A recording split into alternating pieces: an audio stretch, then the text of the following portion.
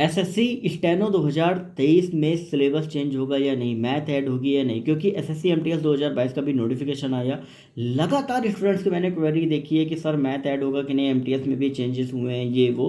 तो जैसे मैंने आपको बताया था कि सीजीएल और सीएचएसएल की तरीके एमटीएस में चेंजेस नहीं होंगे, जैसा टीएल 2 का आप सोच रहे थे, तो वो नहीं हुआ। एक अच्छा काम हुआ, डिस्क्रिप्टिव हट गया, क्योंकि एमटीएस में तो आपका क्वालिफाइंग रहता था, उसमें कोई वो था नहीं, तो इतनी कोई नई चीज़ थी नहीं। लेकिन सीजीएल और सीएचएसएल में डिस्क्रिप्टिव में बहुत से स्टूडेंट आपके ज़्यादा मार्क्स पा जाते हैं, कुछ कम पाते हैं, तो कट ऑफ में एकदम से चेंज आ जाता था। ठीक है, रैंक आपकी बहुत नीचे होती तो ऊपर चली जाती, ऊपर और नीचे, तो कहीं ना कहीं आपका बहुत वेरिएशन आपका आता है, जिसके कारण से हटा दिया। बहुत अच्छी बात है, इवन एमटीएस में तो क्वालिफाइंग ही रहता था।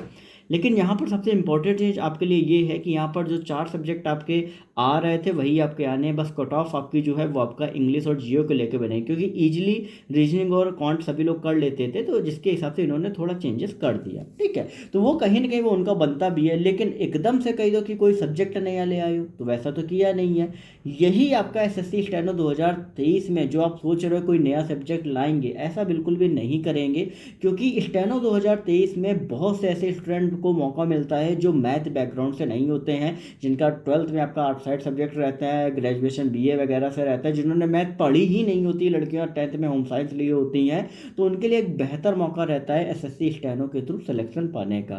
तो ये बिल्कुल भी नहीं करेंगे, क्योंकि ये करने का मतलब ये होगा कि पूरी तरीके से पैटर्न को चेंज कर देना, और चेंज करने से कट ऑफ भी कहीं ना कहीं आपकी इंक्रीज होगी। अगर मैथ ये ले आए तो कट ऑफ इंक्रीज होगी, तो ऐसा ये बिल्कुल भी नहीं करने वाले हैं, क्योंकि एकदम से कोई भी नया सब्जेक्ट ऐड कर देना बहुत बड़ी बात है। तो आप पहली चीज़ तो निश्चिंत रहो, मैथ ऐड नहीं होने वाली है, क्योंकि ये जो खबरें चल रही है ना, इन खबरों से आप कंफ्यूज हो रहे हो, आपकी पढ़ाई पे असर पड़ रहा है, तो वो आप पहली चीज़ दिमाग से निकाल दो, क्योंकि उससे कहीं ना कहीं आपका जो पढ़ने का जो एक माइंडसेट होता है ना, वो बिगड़ जाता है कि यार मैथ आ रही तो क्या करें क्या ना करें, मैथ भी साथ साथ पढ़े।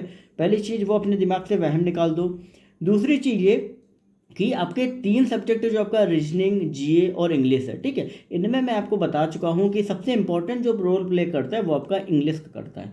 मान लो एक अगर ऐसा हो गया कि भैया इन्होंने क्या कर दिया कि रीजनिंग के मार्क्स जो है वो आपके क्वालिफाइंग ही रहेंगे, ऐड नहीं होंगे, और इंग्लिश और जीए के आपके ऐड होंगे, तो ऐसे में आपको कहीं ना कहीं इंग्लिश में मेहनत करनी है। और जितने भी स्टूडेंट होते हैं वो इंग्लिश में 100 में 95 92 लाते हैं, और जीए में एवरेज अगर आप देखोगे तो किसी के 20 आ रहे हैं, किसी के 15 आ रहे हैं, किसी के मैक्सिमम 25 30 पहुंच जाते हैं, और हो सकता है 33 भी किसी का जाए। वो लगभग 33 30 आने में अगर 20 के ऊपर जीए में किसी के भी मार्क्स देखोगे था, तो ज़्यादा से ज़्यादा आपके 25 से 30 कैंडिडेट ऐसे होंगे जिनके 20 के ऊपर हो सकता है ज़्यादा भी हो, लेकिन मुझे नहीं लगता है कि जिस हिसाब से फाइनल सिलेक्शन का अगर क्राइटेरिया देखा जाए, ठीक है, तो ओवरऑल जीए में आपके लिमिटेड जो आपके मार्क्स होते हैं, लिमिटेड जो आपका मटेरियल है वही आपको पढ़ना है, ज़्यादा चक्कर में नहीं पढ़ना है। तो मेन आपको कमांड रखनी है इंग्लिश में, और अगर ऐसा कुछ होता है जैसा एमटीएस के सेशन 2 में इंग्लिश और जीए करा, तो भी आपके लिए आसान है ना। इंग्लिश आपका 100 मार्क्स का आ रहा है, जीए 50 का, 50 में अगर आप